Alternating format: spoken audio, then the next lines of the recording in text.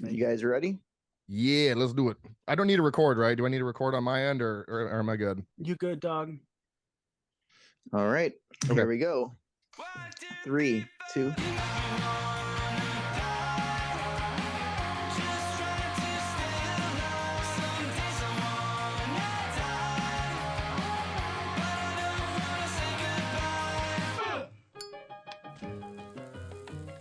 Hey, all you mutant goons from beyond, we're back. This is a bonus episode, and that's right. We were doing one of my favorite movies, but it's only it's a 3P crowd today, and we're getting real dirty. This is Tro March, so we get to do as much shit as we want to, but we're not doing a Troma movie today. But before we go into all that nut fanning and carrot waxing and bean flicking, I got my two co-hosts here. So we got Mr. Mikey. Say hey to the mutant goons. Hey. And we got Mr. Austin. That's right, from Frightmares Podcast. Look at that with his $3,000 microphone. Say hey, Austin. What's going on, guys? So when we introduce Austin, you always have to say, and he's 6'5". Damn, he fly. Sucka sucka to me one more time. You're 6 foot, so you got that. He's John 6'5". Yeah, 6'5". been working on it my whole life.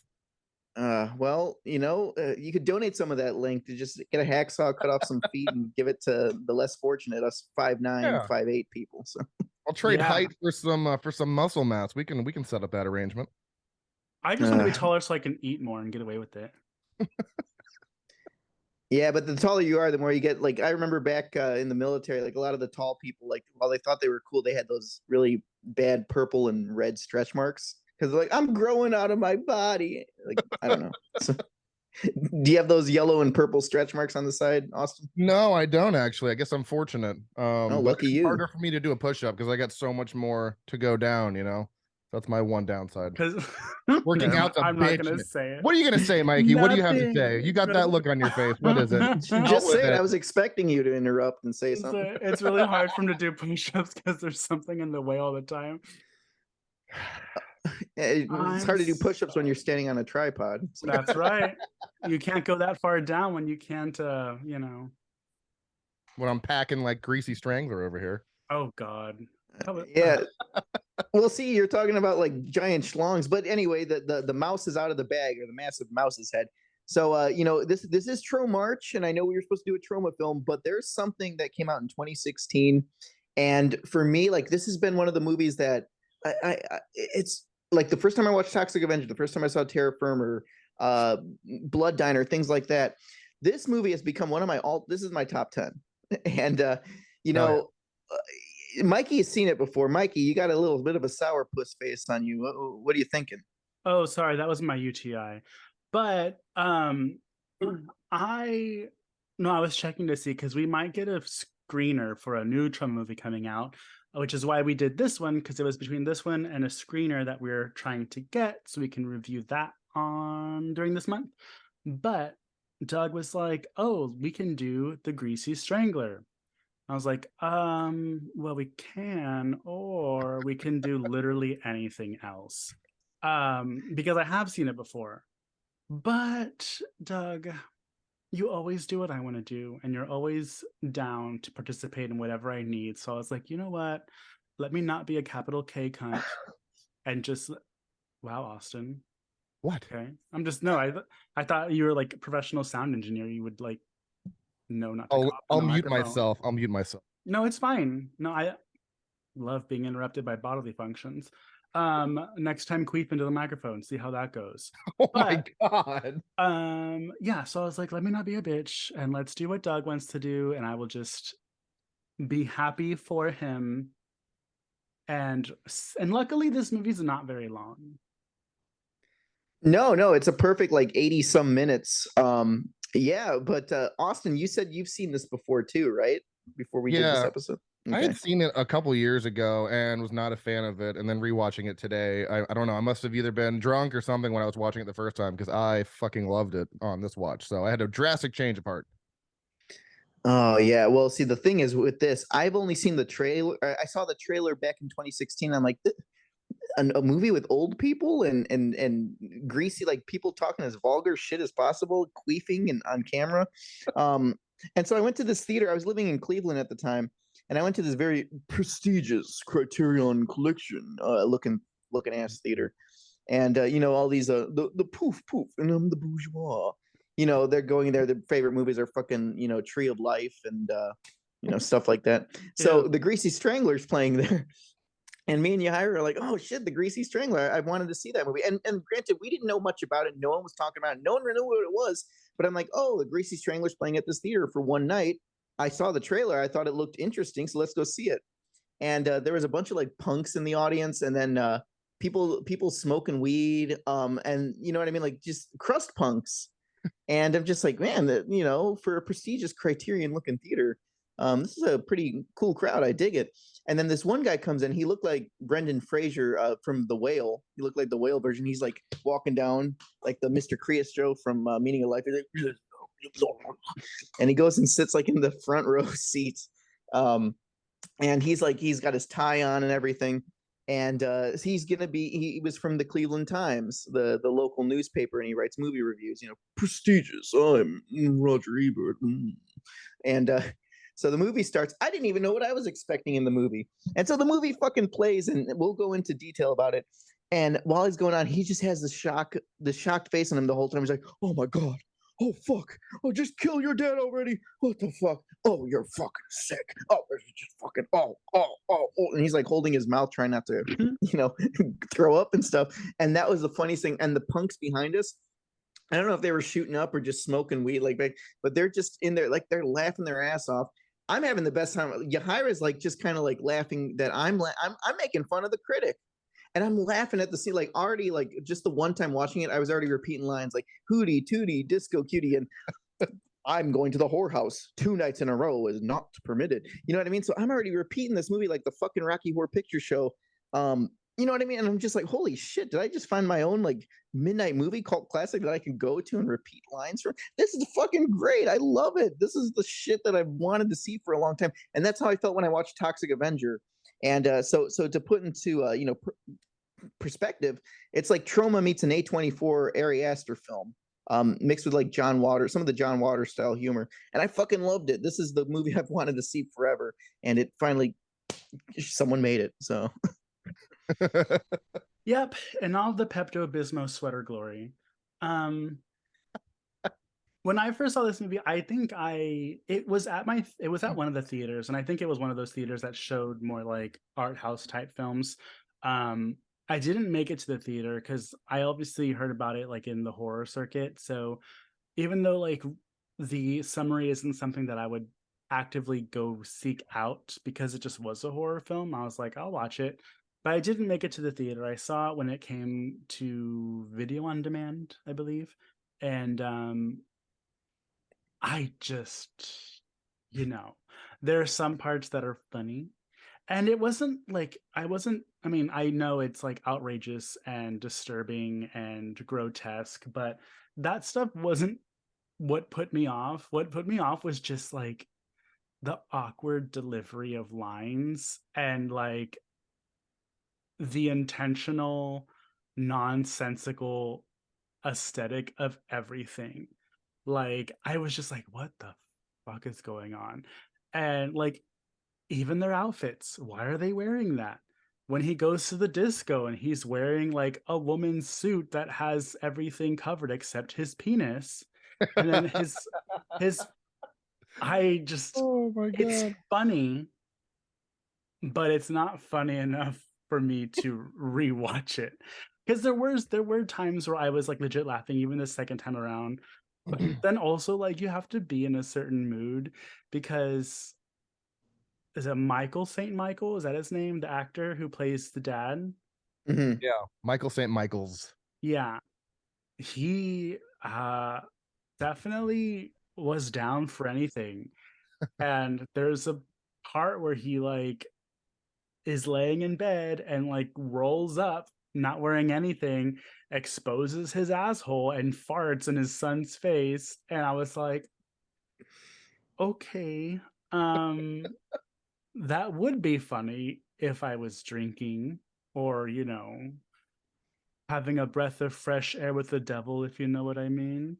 But it was very distasteful, Doug. And as you know, I only like elevated horror, like Skinamarink and Horror in the High Waters or whatever those movies are called. Horror in the High Desert.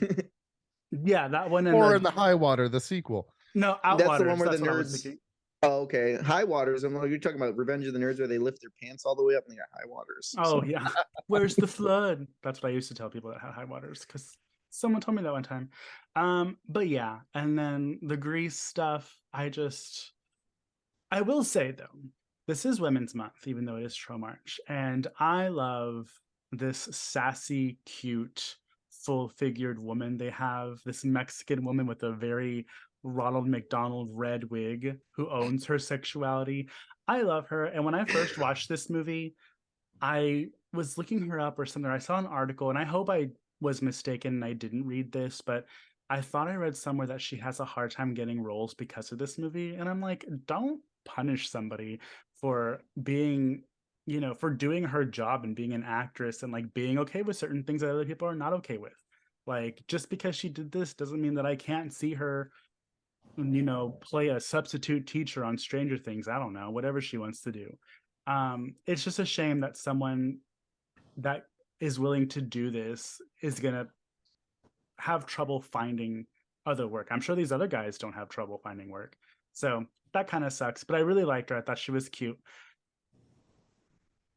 Yeah, she was great, and yeah, and you want to know a fun fact too? She's the only woman in this movie. Even the other people that are women in the background, they're just guys in dresses. So I thought that was kind of yeah. Oh my god. I can't even comprehend other people in this movie. The guy who's obsessed with the chips, like Porto. that Yeah, whole Porto. scene, I was Say like, it one more yes. time. One more time. He's like, oh, potato. Those side characters, I couldn't with them. I wish they didn't get killed so quickly. I love them. They were so fucking funny to listen to their ridiculousness. It was cracking me up. It's so funny. Well, that makes one of us. But the guy with the pig nose, when he's getting strangled, that was funny too. When he's realizing that he likes it. It's like, oh my god, this is awesome. Yeah. I'm literally dying right now, or whatever the fuck he says. It was just, it was a lot. Yeah, that was his friend Oinker, who's I'm loving my shoes and I'm renting them. So you know, there's just lines in this film, and it is delivered weirdly.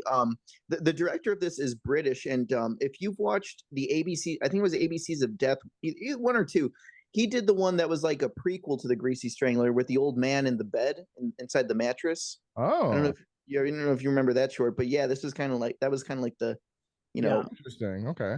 Yeah, prequel to this one here. But he's a British guy, and the thing is, he only done two other things after this, and he's like kind of just not doing anything now. So it's like, damn, Jim Hoskins, come out and do something here. Like, this is I understand this is not everybody's type of humor. In fact, I'd even say this is more British style humor, because it's very dry. It's repetitive as fuck. And I think like for people with like attention deficit disorder, like repetitiveness is, for me, this is fucking funny. Like when they repeat lines, the slow awkwardness of that. I know it's probably wasting time, but there's just like, I don't know what resonated with me with this film, because first of all, I don't love glamorous actors. Like, I'll say that. Like if I may, like, you've seen Trash Juice. Trash Juice was a lot of dialogue like this here. I don't know. The other shit eater named Plate was real hot. Yeah, Plate. He was so hot he turned into a JPEG. You know what I mean? So. And I heard he was hung like a horse too. I was hanging out with my friends the other day, and they heard that, and they were like, so if anybody doesn't know, Doug guest hosted on Damn That's Scary to promote Trash Juice. They asked him what it's like working with the porn star Mikey Manshot, which is me. And someone mentioned something about swinging like a horse or something. Yeah, you were John Holmes, swinging like a racehorse, squirting cum all over the windows. So. Yeah, so my friends heard that, and I said, well, what they mean is I have 4 hoof-like appendages that stick out of my dick. Not that it's big. So, on brand with trauma in this movie, I wanted to be gross. With that said, this movie has made me kind of understand your comedy, Doug, because the whole time I'm like, Doug would love this. Doug, this is Trash Juice, the original Trash Juice. It was a big inspiration. Here's the thing, though, like with Trash Juice and stuff, like I think Trash Juice is a little more like vulgar through it. But the thing is, like, I wanted to make a movie that gave the same kind of reactions like that I saw in the theater that when people saw Greasy Strangler, just to piss people off because I know you did like that. yeah, you know what I mean. So and this here is like I showed this to some people. Some people love it. Some people hate it. When I have movie nights sometimes at my house, like we got the OLED downstairs. I bought surround sound speakers, 4K, and they're like, oh, people from my friends would come over, like, oh, what movie we're gonna watch? We're gonna watch Mission Impossible. I'm like, fuck, no, I'm not watching that piece of shit. Like, or they're like Lord of the Rings. Like, fuck, no, we're gonna watch the Greasy Strangler. So it'd be stuff like that, or we're gonna watch like Tumbling Doll of Flesh or Dead Alive or something. And my friends that came over to see it, like we just smoked some Devil's Satan's Lettuce, and this was years ago, and they're still talking about the Greasy Strangler. They're like hootie tootie disco. You know what I mean? It's this fun thing. It gives people the wrong like oh, this is fucking sick, but just the interaction with I feel like you have to watch this with other people in the room because that's the fun of it, like just getting the reactions of other people. Not children, for parents out there. No, not children. God, no. no. God, no. I had to watch this movie on my phone in the corner of the kitchen while the kids are watching Cocomelon with my headphones on, just so I could make sure I was watching them and able to watch this for the show. Well, I think Cocomelon's a little grosser than Big Ronnie, so. Cocomelon, do, or whatever the fucking thing is. I don't know. Hey, you're laughing now, Austin, but you got to prepare yourself for the seizures of Cocomelon. Oh shit! My kid will watch other good things, not Cocomelon. Screw that. I'm sorry, you don't have a say in what your child likes because I was like, we're gonna watch old school cartoons. They're not even gonna know what fucking Cocomelon is. No, your kid's gonna see something new and will never want to see an old cartoon again. And then I was sat there and I was like, my daughter will never have French fries until she's old enough to know about portion control. Bullshit. She had a French fry one time and now it's all she eats. So French fries are delicious. I know it's a potato. It's fine. But even though I don't necessarily like this movie, it's not like I hate it to where I get pissed off when I'm watching it. Because there's those movies that you watch and you hate so much, you're just actively pissed off. I'm not mad. It's very, very self-reflective for me when I watch this movie as to why am I watching this movie. But I also am interested, like, because I don't know if you heard the episode Jake and I did a few months or weeks back about Multiple Maniacs. And I was trying to categorize with Jake, because you know how Jake has a way with words. I was like, Jake, what do you call movies that Doug makes and John Waters makes where they're just like absurd? And I forgot what the term was he used, but he used something that sounded correct. But I want to know, like, why do you gravitate toward this kind of comedy? Like, why does this movie connect to you on such a enjoyment level where I would venture to say a lot of people aren't going to really connect to this movie, like the average horror movie watcher or just movie watcher in general. So I just want to know, like, what? Oh my god, that fucking outfit in the background. That's what I'm talking about. Oh yeah, he's brewing. I make olive oil in my bedroom.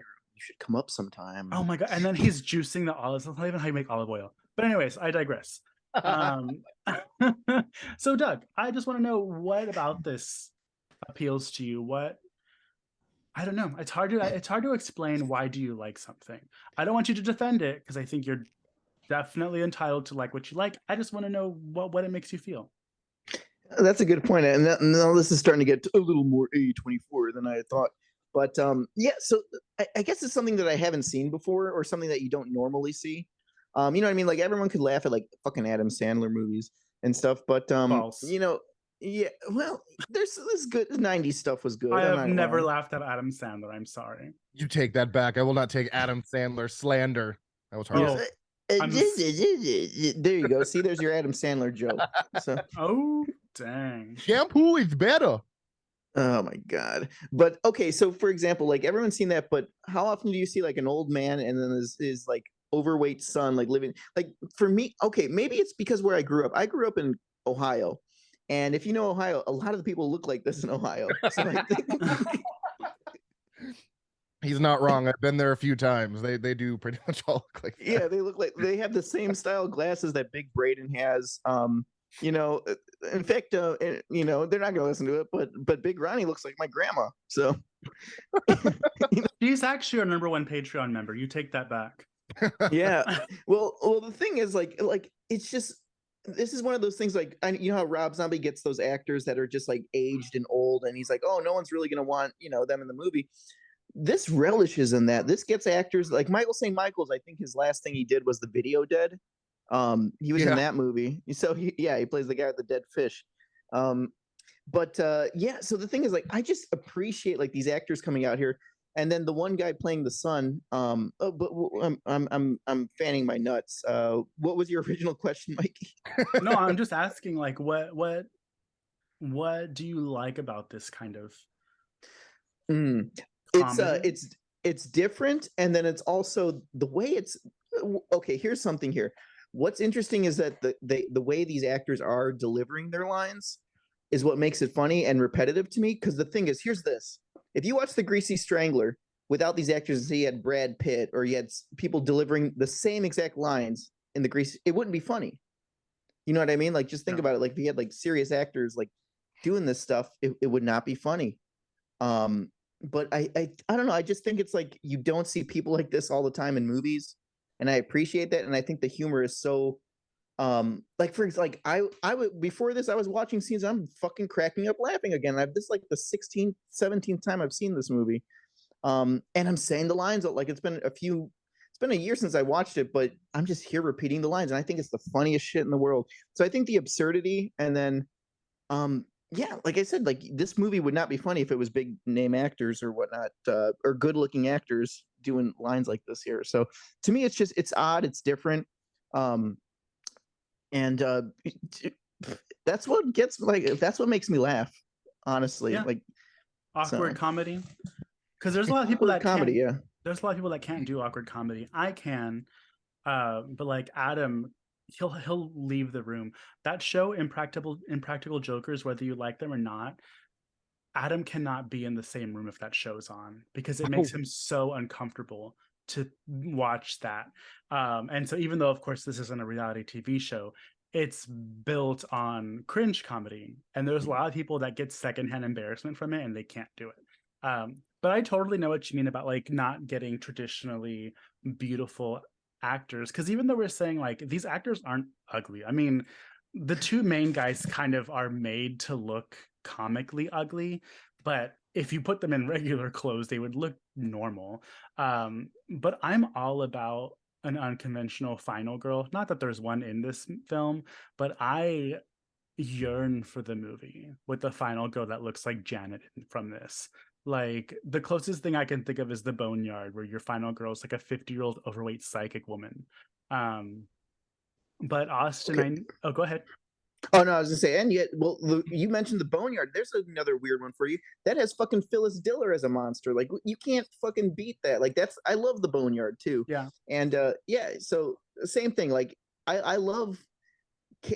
Here's a weird thing. I think what I gravitate towards this is that the movie kind of speaks for itself with the actors. Like without even saying anything, you just see them and they're characters in themselves. You can kind of read into it. Like that's what I love about it. Like you don't have to hear a lot of dialogue from said character. You just kind of read into them like, oh, this is how this person is. And I think it's fucking funny. Like I'm a huge Monty Python fan. Like one of my favorite movies, like other than horror, is The Meaning of Life.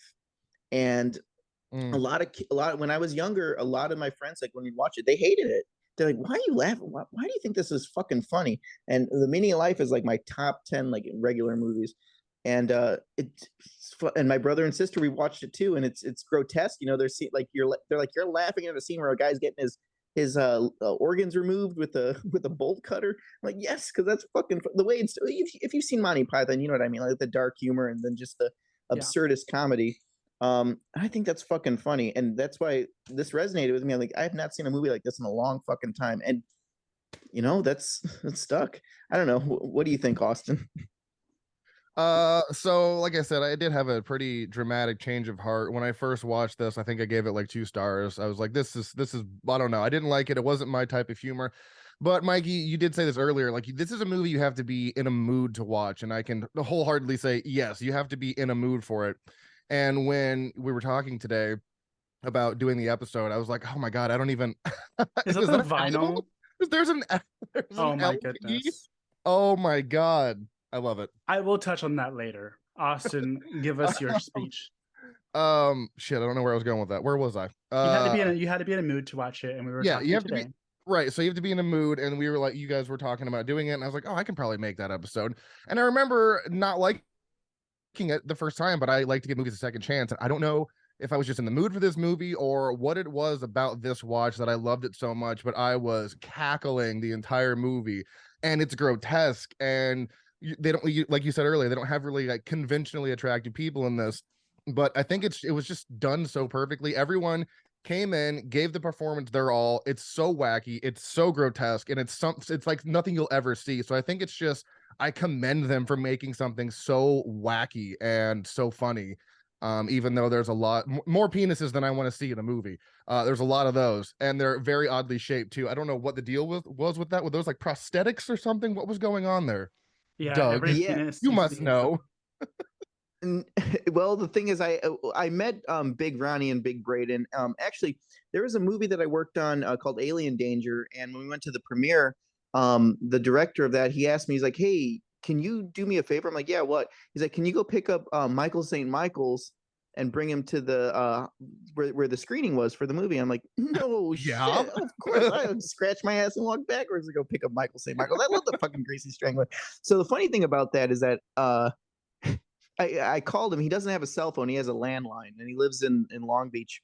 And I went there, and I'm like, "Hey, what's up? Hey, Michael's, hey, Michael's, I got you donuts. I got you greasy donuts." He's like, "Oh, I forgot the screening was today." So he's like, "I'm not gonna be able to make it. I've got therapy." So, uh, therapy or like physical therapy or something. So I drove to Long Beach. I'm like, "Well, shit, that fucking sucks." And traffic is, so I ended up going to the screening anyway. But that was my story on how I almost drove Michael St. Michael's. And then funny enough, we did a convention for B Movie TV, and we have a booth there, and right next to us was Michael St. Michael's and Big Brayden. So we had coffee and we talked to him, and they were really cool guys. Did you tell him a story about how you almost picked him up?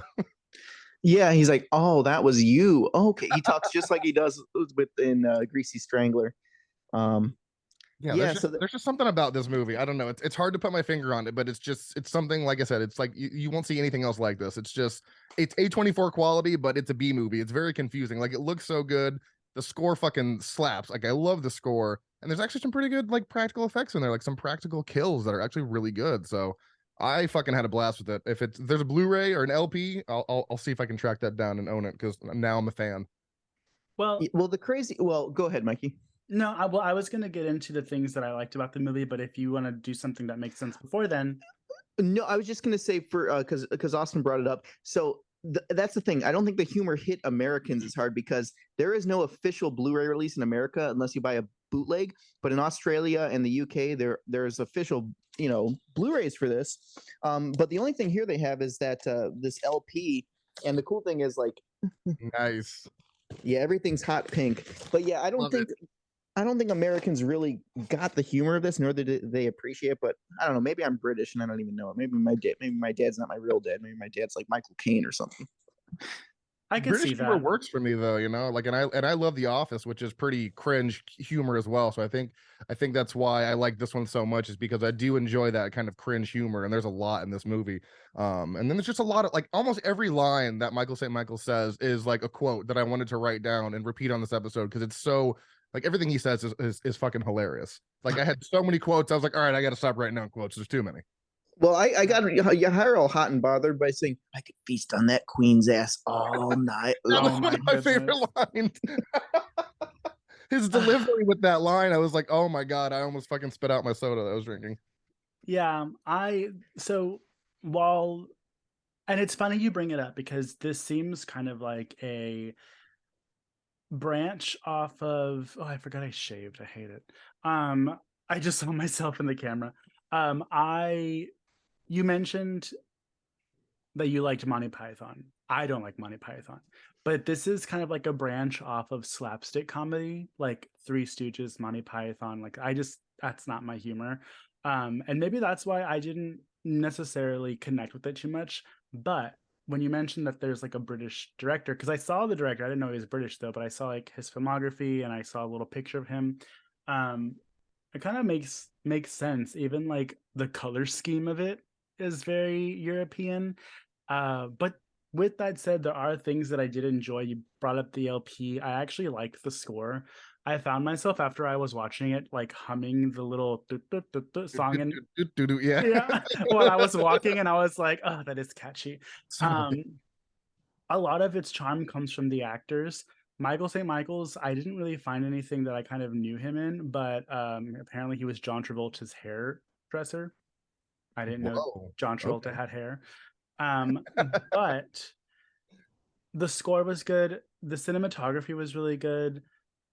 Even though it doesn't play in too much to the horror tropes, there are some what people would consider frightening images. Like when he's the Greasy Strangler, he's creepy and gross. Um, and then the scene where he's peering out the window, hunched over, staring, like that shit's scary. Um, but because we know him in the movie and we are used to the way he talks and what he says, it kind of takes away from it. But there are legitimately frightening sequences, not like it's going to scare y'all, don't think anything like that, but just scenes that are uncomfortable to watch because they are a little like discerning. Um, so there is good quality aspects to the movie. It's just overall, some people like men, some people like women, and sometimes we don't both like both of them. You know what I'm talking about, Austin? Oh yeah, totally. Yeah. Right. Yeah, well, that's what DPs are for. But Ooh. oh yeah. But there's another thing too. Like another thing I gravitated towards is because I love movies. Like I love exploitation style movies. Like you don't really get a lot of them now. But this one, like everybody was so open to everything. Like there's so much. I don't even want to say unattractive, but it's not unattractive. I think it's just so much regular people nudity. You know what I mean? Yeah. Geriatric nudity. The one girl playing Janet, she's nude throughout half this movie. Yeah. With a Brillo pad bush. Oh It's my like god, an thing Oh was my God. massive. When Holy shit. It was come- poking out of the underwear at one point. I was like, Jesus Christ. Yeah. Like, holy shit. well, there's like weird things like for example, it was in fact I quoted the Greasy Strangler to you higher. Like it was raining really bad like a few weeks ago, and I'm just like, hey B, how's it going? She's like, oh, going good. What's going on? I'm like, it's raining really bad. I can't see out of the highway. Quick, let's have some phone sex. You know what I mean? So it's just imagine me stroking your clitoris with a pink feather. They say one thing to each other, and that's all they needed. I was like, all right. I mean, hey, if it works, it works. Good for you guys. So my favorite part of the movie is Is it the ending?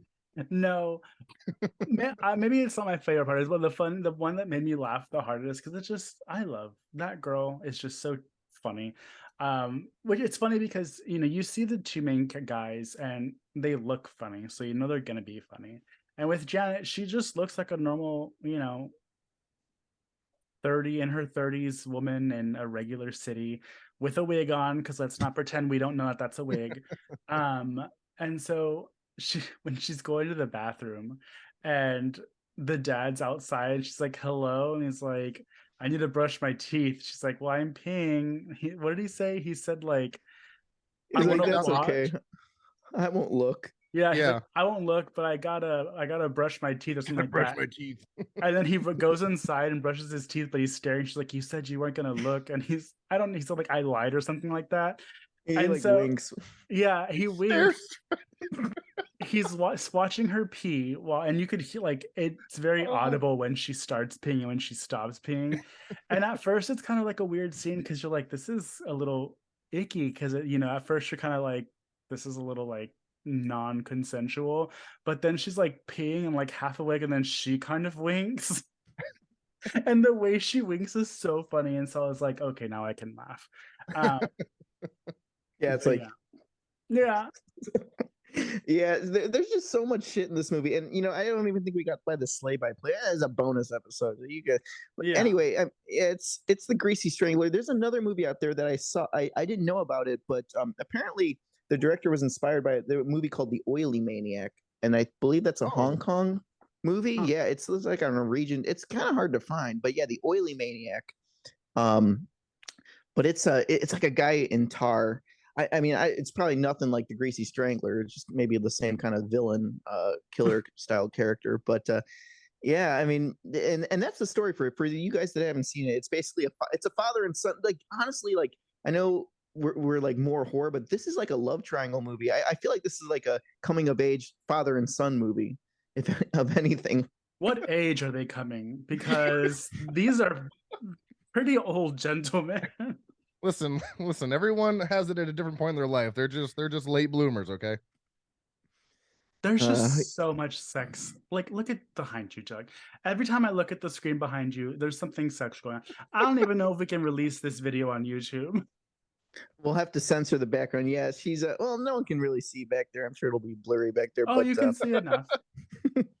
Okay, I'll cover it this way here. So for you YouTube censors, you don't want to see Janet's bush, and then big Ronnie's massive mouse's head. Oh my god, that's another line I've used too. Like I used it on our honeymoon. Oh, I could shoot about 7 strings of cum out at once, but you know, please I'm don't all tell about me. the ropes. Please don't Yeah, tell me you about the didn't ropes. actually say that during sex, Doug. No, it was after. I'm like, oh, I only Ugh. shot about 7 strings of cum, but you know, I could shoot for 7 next time or Oh my 8. goodness. I'm the Spider-Man of Cocktown. That's what he says. I'm the Spider-Man of Cocktown. Why was his dick so gross looking?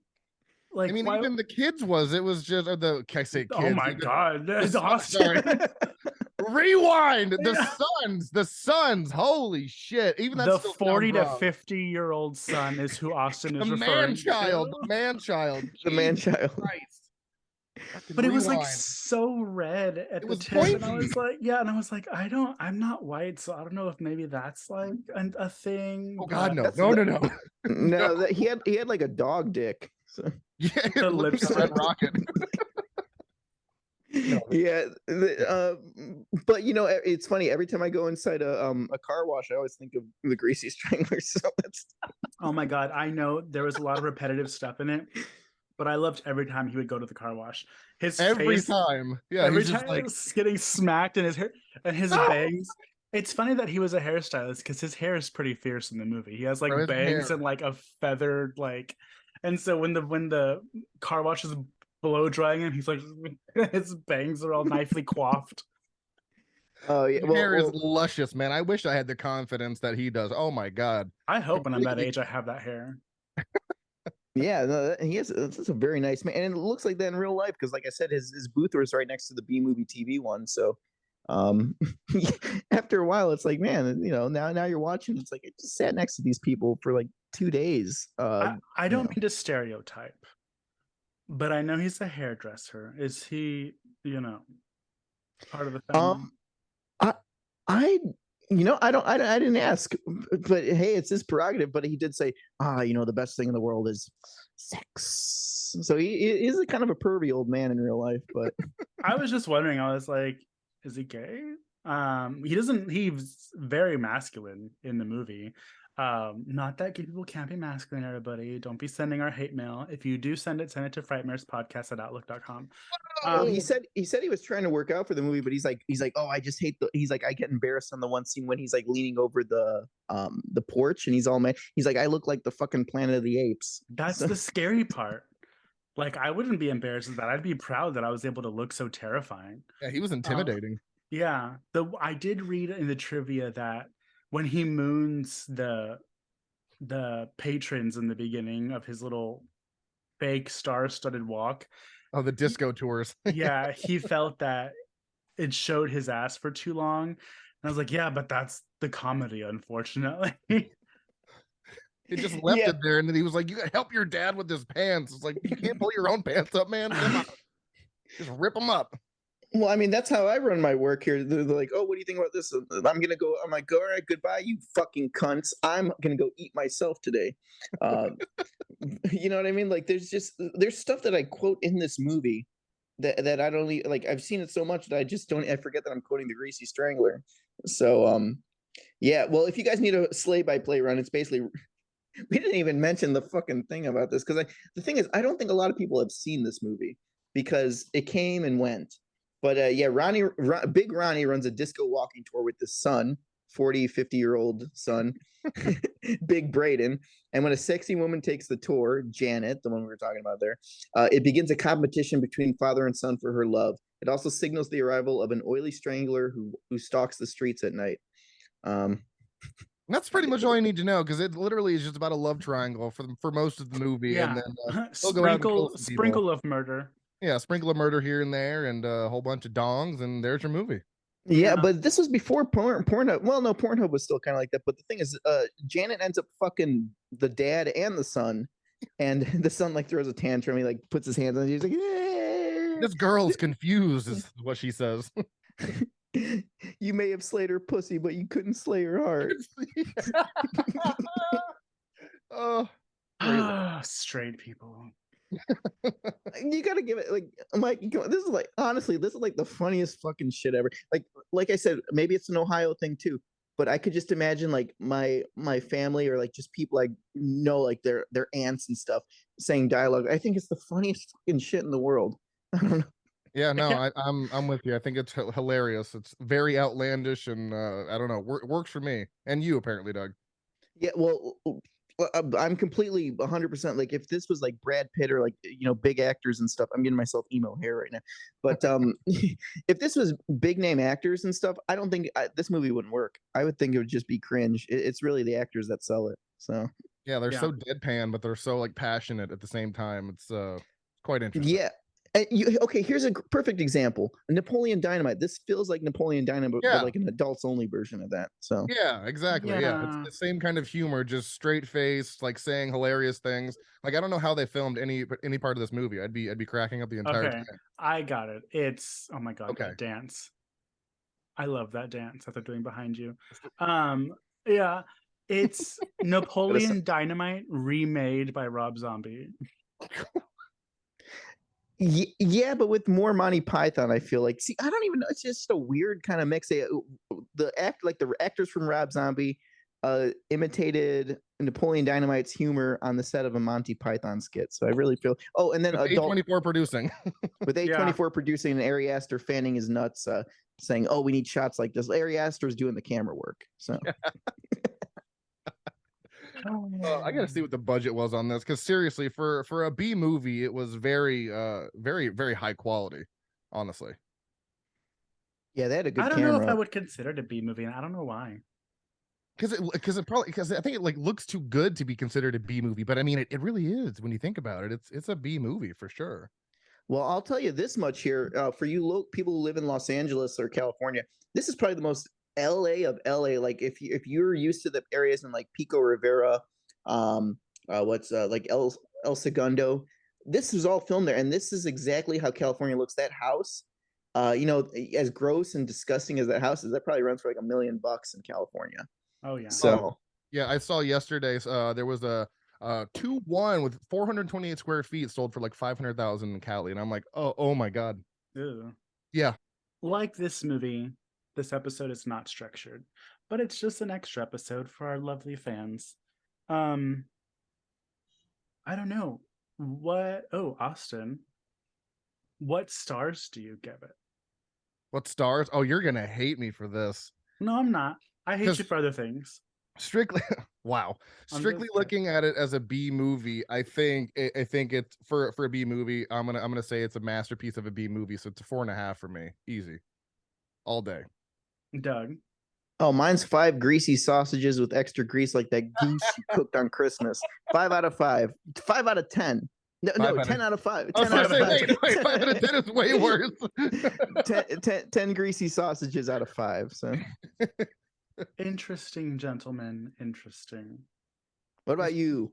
Yeah, what about you? Where would you rank it on the scale of 1 to 5 sausages? Probably about a 3 out of 5. Oh, that's way better than I thought. Okay. Well, like I said, I didn't hate it. I just it didn't connect with me. Yeah. I wasn't bored. I wasn't like, I just was like, what is going on? But it keeps you entertained. The actors do a wonderful job. The comedy if we were to look at the whole movie in general, about half the comedy landed with me, the other half didn't, which is fine. You don't have to make me laugh. I'm a bitter old bitch, you know. The score was great. The cinematography was great, like I mentioned earlier, and then also just like the effects that they did. The kills were I think what would really have made it better for me is if the kills were more horror-esque, not necessarily like in like a serious tone, but just like maybe more gore, more violence, because literally he just like puts his arms around their neck for a couple of minutes or seconds, and then you hear like and they're dead. Except for that one in the beginning where he punched the guy in the face and his face was caved in. That was fucking great. I like that. That was lot, really actually. good. And then when he fries the guy's eyeballs, like more of that Yeah, stuff. he pops. That was really His eyeballs creative. out. And actually, like, I might even give it a 3.5 stars because those two things were really creative. The Yeah. eyeballs popping out and the punch in the face. I gasped when I saw when he punched. I was like, "Oh, I did not expect that." So yeah, I thought that was pretty good.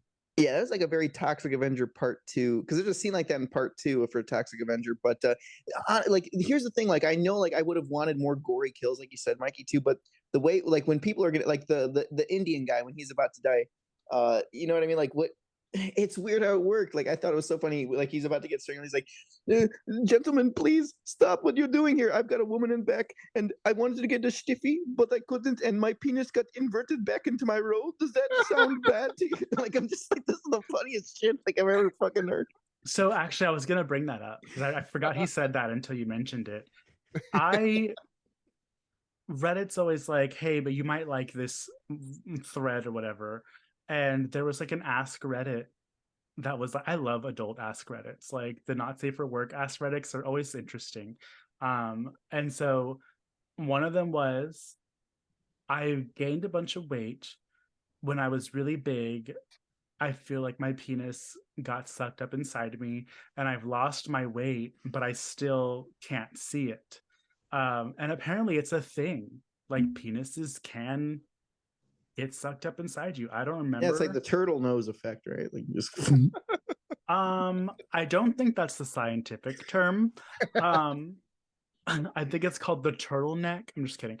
But no, so when I heard that, I was like, oh shit, I just read an article about how that actually does happen. But yeah, so life imitates art. It really does.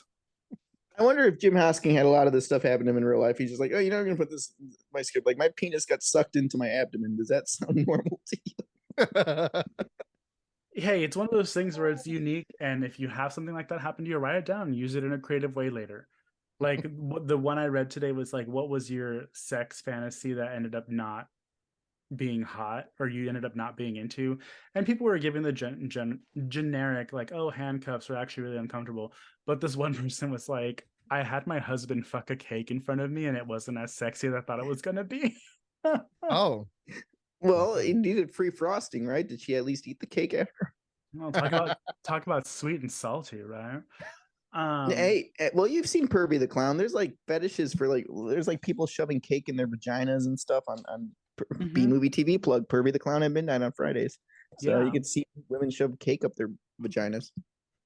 Well, Doug, you give it a 5 out of 5. Austin, you give it a 4.5 out of 5. I officially give it a 3.5 out of 5.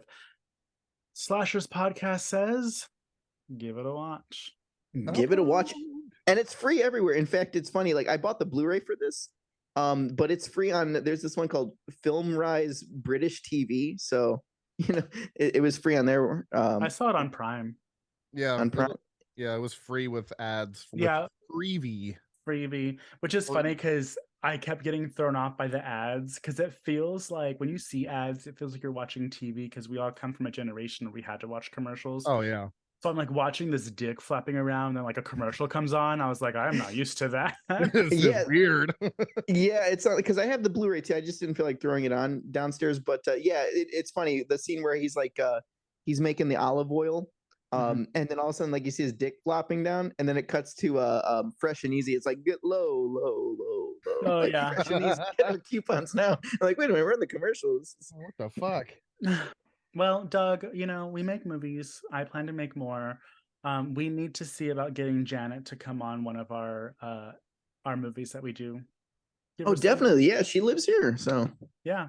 Oh shit. So we'll get her, guys. We'll send her a message and see if she's interested in being in one of our movies. She's the final girl I've always been looking for. She's from Laredo, Texas. So there you go, connection with me. Boom.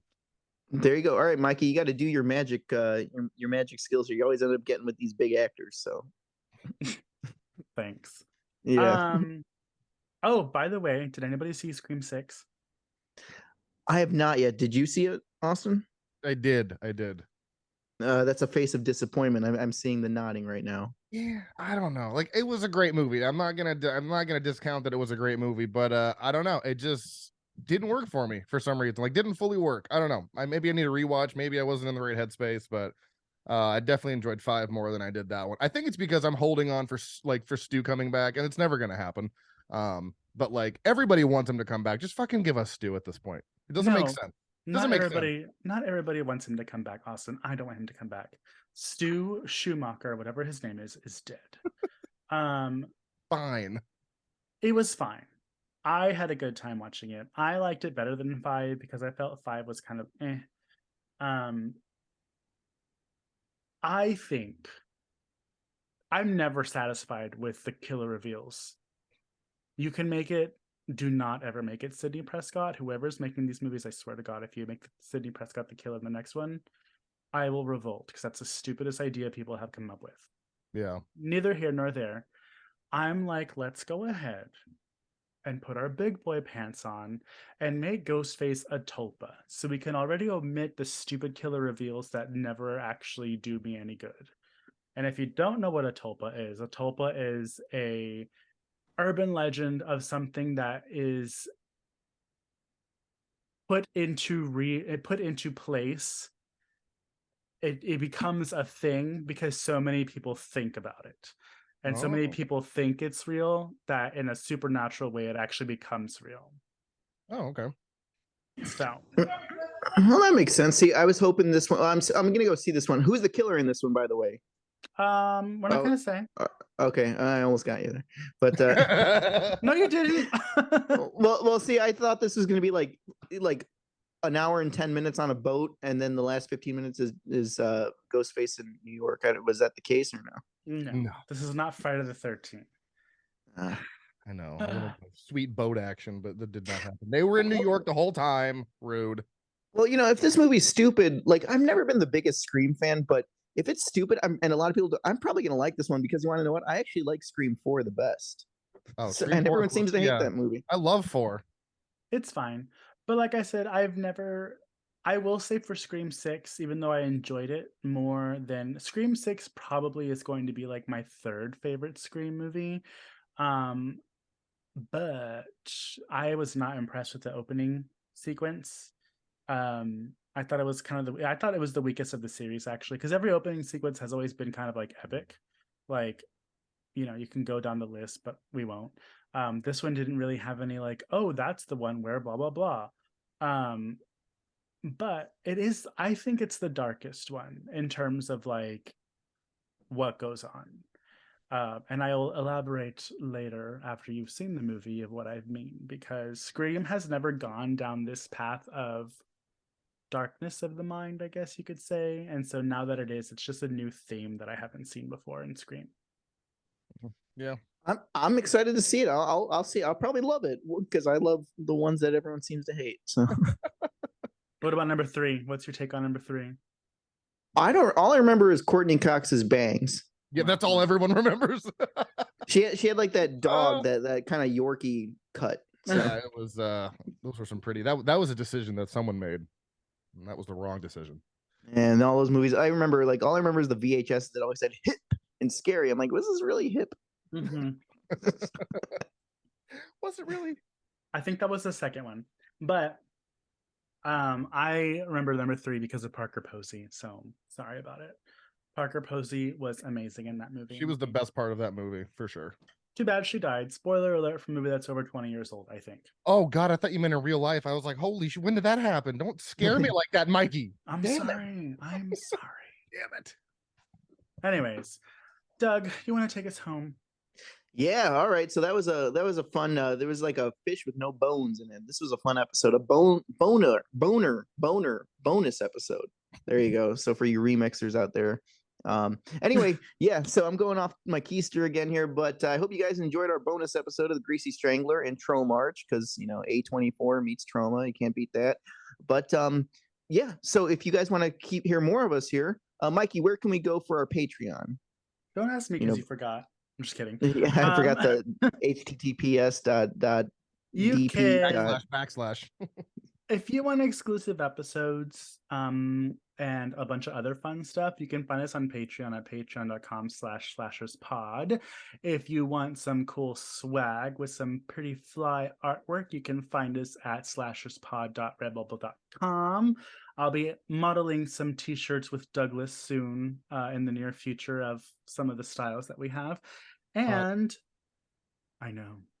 Yeah, we'll be posting sweaty, so greasy. You want shirts greasy? We'll send them to you here. We'll show some nips. Can we do the dance when we take? Yeah, we'll take a video. Hootie tootie disco cutie hootie tootie disco cutie. You can find us on Instagram at slasherspod, or you can find Doug at Doug Bizarro. Right? Yes, Doug Bizarro, and yeah. So I always get him. I always flip flop him. Or you can find me at Horror and a Half Shell, or you can find Austin at Frightmares Podcast. The whole thing, or just Frightmares? Frightmares Podcast on Instagram, yes. Frightmares Podcast on Instagram. If you have Facebook, join our Facebook group, Mutant Goons from Beyond. And to listen to Austin's podcast, you can listen to Frightmares Podcast wherever fine podcasts are sold. I think that's it. Yeah, well, I was going to say, if you liked our episode on Greasy Strangler here, well, no worries, because you could see a movie that has Mikey, Austin, you're there in spirit. I feel like your soul got sucked on, but you could see Trash Juice for free on Tubi, and it's on Amazon Prime and Plex.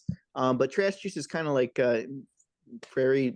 Greasy Strangler is a higher budget, but hey, we got to do what we got to do. And you get to see Mikey's sexy JPEG face. It was should have won Best Actor, I know. The world's not ready. Well, they'll be ready for the next movie. Mikey's got we got some good things lined up for you in the future. Yeah, we're all working on a really exciting movie coming up. Hopefully, announcements and social media presence to come. Ooh. But Austin is also highlighting Women's Month for March on Frightmares Podcast. So give them a listen, and you can support and hear episodes about women directed films. And also, I think a couple of us will be guest hosting over at Frightmares Pod, so give them a listen anyways. Yeah, you got a really cool guest lined up for you later in March. So. We do so much for you, Austin. I know. I don't know where I'd be without you guys, honestly. I'm glad I met y'all. The tip jar's here. So. Like money. I thought you like a jar for the tip, but okay. Got it. Watching too much Big Ronnie. So. I was like, Austin's tip would not fit in that jar, if you know what I mean. Oh my God. Oh, Mikey. Inappropriate. Oh, sorry. Anywho, alrighty. Well, without further ado, Doug, sign us off. All right. Sounds good. All right. Well, I hope you guys all enjoyed. And from Slashers Podcast to your ears, dripping all your orifices and earwax goo and grease. From one bullshit artist to another, goodbye and good die. At ease, soldier.